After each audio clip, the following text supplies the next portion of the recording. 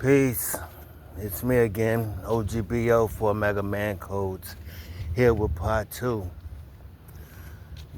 talking about the impact the movie Malcolm X had on black people and black culture in America, and the aim for the movie. So I'm going to pick up where I left off. Well, I'm going to go here first. The movie was directed by a man of color, Spike Lee. I don't know what was in Spike's heart, but I believe he believed that he was doing justice for one whom he, rightfully so, holds as a hero for black struggle and black liberation. But like many of us who admire from a distance, we can be admirers from a distance and therefore don't necessarily know the extent by which that one thing that we're not too familiar with, the impact of that thing or the lack thereof. Now, Brother Spike had to go to Warner Brothers to finance that movie. Warner Brothers is a Jewish family. Now I want to give you a little history. At the time of Malcolm's death, he was hailed as the #1 anti-Semite, not in America, but in the world. Malcolm. I am too intelligent to believe that they financed that movie without an aim. There was a budget given, and there were cuts and scenes that were cut, such as you see this on YouTube when the actor playing Malcolm, Denzel, is breaking down what the Honorable Elijah Muhammad taught about the pig. That was cut. Well, black people eat a lot of hog. And even though the Orthodox Jewish community don't eat it or touch it, some of the bigger pig farm owners happen to be Jewish.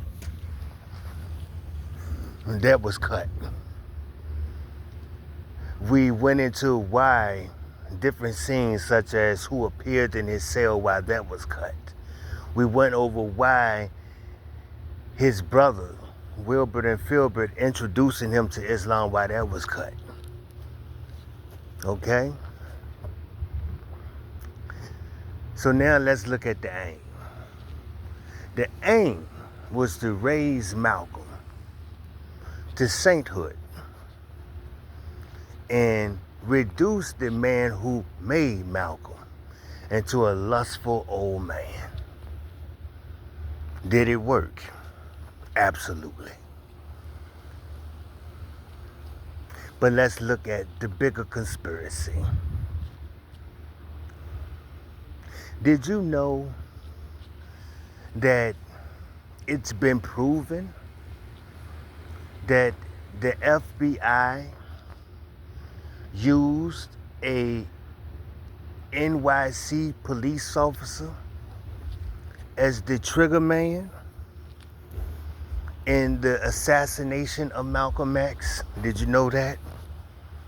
Did you know that the Audubon Ballroom was rented out to the CIA a few days before it was turned over to Malcolm's community. The late great Dick Gregory exposed this, but you can go and pull the files yourself. It shows that Malcolm was actually shot from a downward angle. He was not shot from an upward trajectory, but a downward angle, as if someone was hiding in the balcony where the speakers are aligned, and shot down into his chest. These are all facts. Did you know that the Honorable Elijah Muhammad had a third grade education and built the biggest, most progressive organization in the world? The world, past and present. The only organization of color that had bigger numbers was Marcus Mosiah Garvey. But in terms of impact, is undoubtedly the Nation of Islam. This man put schools in, I believe, 49 cities in America.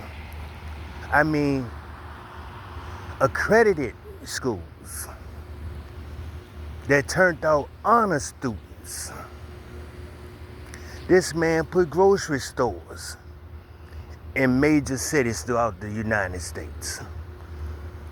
This man bought thousands of acres of farmland and grew vegetables, had canneries, had tractor trailers delivering what was grown on the farm, started buying airplanes. His grandson was one of the first non-military black pilots in United States history, and I believe the youngest. The Honorable Elijah Muhammad, before him, if your wife went into labor, you could not be there in the room while she gave birth to that child. He changed that culture. Before Elijah Muhammad, you could not homeschool your children. He changed that culture. You owe a respect to that man, whether you follow him or not. Black History Month comes and they handpick who they're going to teach us about. And you never hear that man mentioned. You'll hear his students, but not him. Does that make sense to you? See, the aim was to close the door by which Malcolm was resurrected. And unfortunately, they caught our brother who had an emotional lapse in his thinking. He was working hard, and some of his own brothers was envious of him. This is a fact.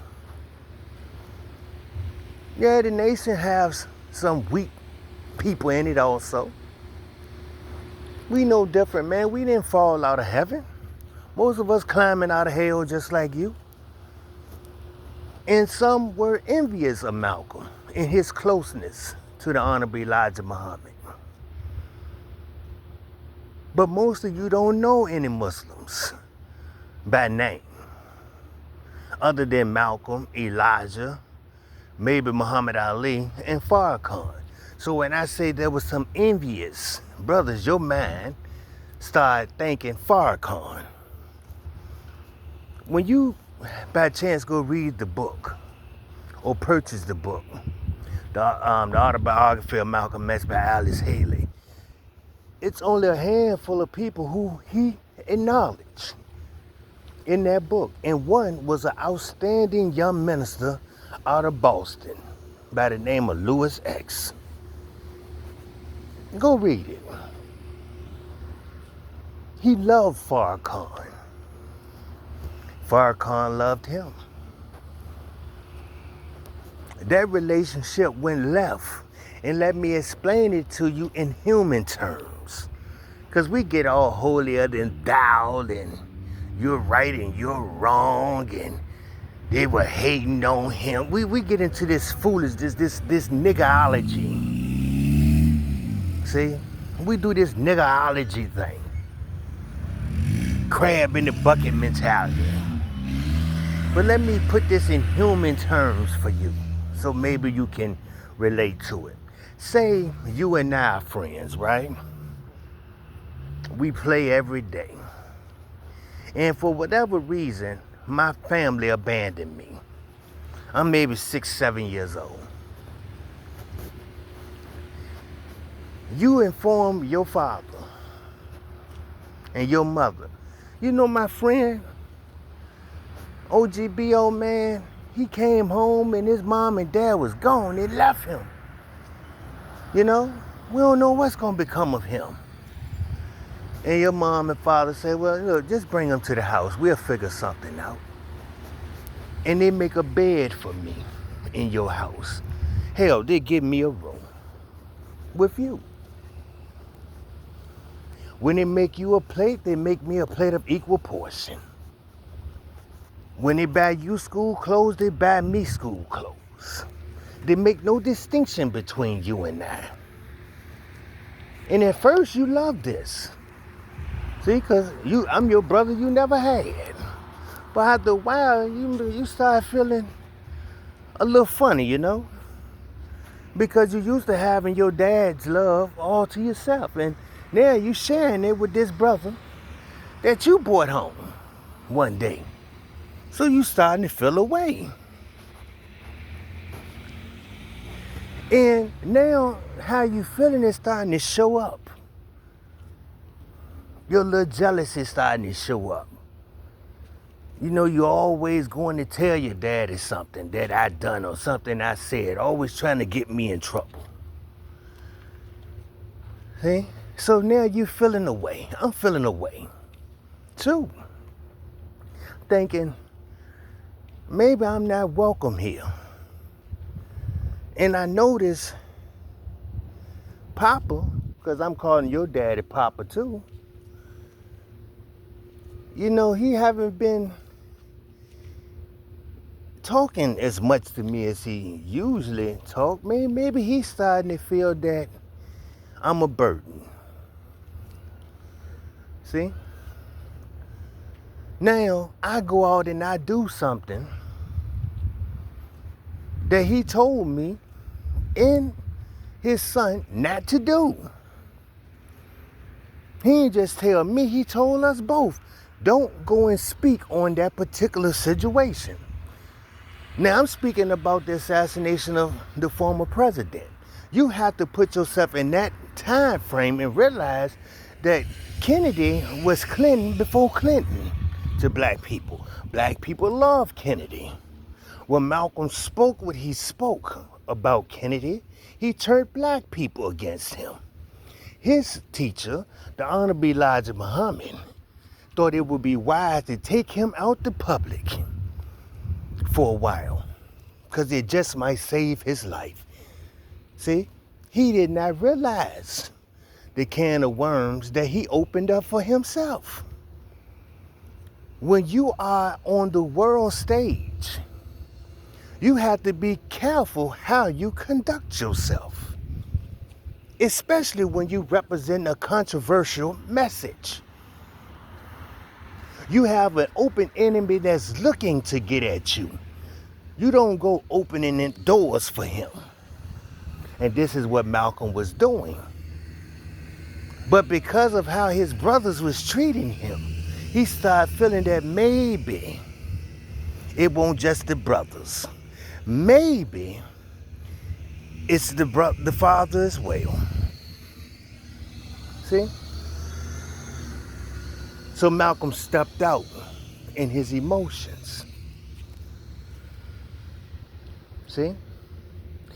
And in doing so, he began to attack the man who made him, the man that we come to love. Now go back to the narrative, go back to the metaphor I was giving you. Now after I left your father's house, one day you not home, I come up in the house and I spit in your father's face. You find out about it. Your father said, oh man, leave him alone. He just going through something. He'll be okay. Now, daddy said leave him alone. But are you going to listen to your daddy? Knowing that your daddy gave me a bed beside your bed, fed me what he fed you, dressed me like he dressed you, and I spit in his face? Are you going to let that go? Okay, well, when Malcolm went before the world and started questioning the domestic life of the man, his leader, his teacher, his guide, the man who took it from a drug addict, a womanizer, a pimp, a petty thief, and put him on the world stage, and you go to Mike Wallace, a Jew, and start discussing the domestic life of that man? You know how disrespectful that is? Now, I'm telling you, the Honorable Elijah Muhammad said leave him alone. But some of the brothers would have loved to have gotten their hands on him. Farrakhan was one of them. But is that unreasonable? I mean, I want us to put reality on this thing. Not emotions, but in reality. And that's the gist of it. But while this is going on, the enemy is in the background planning to murder the brother and have the teacher blamed for it. And for 40 years, it worked. But that lie has been uncovered now. Those of you who are still telling that lie are those who don't research. That lie has been exposed for more than 20 years. Hell, you got one of the trigger men who was an officer, deathbed confessing to it.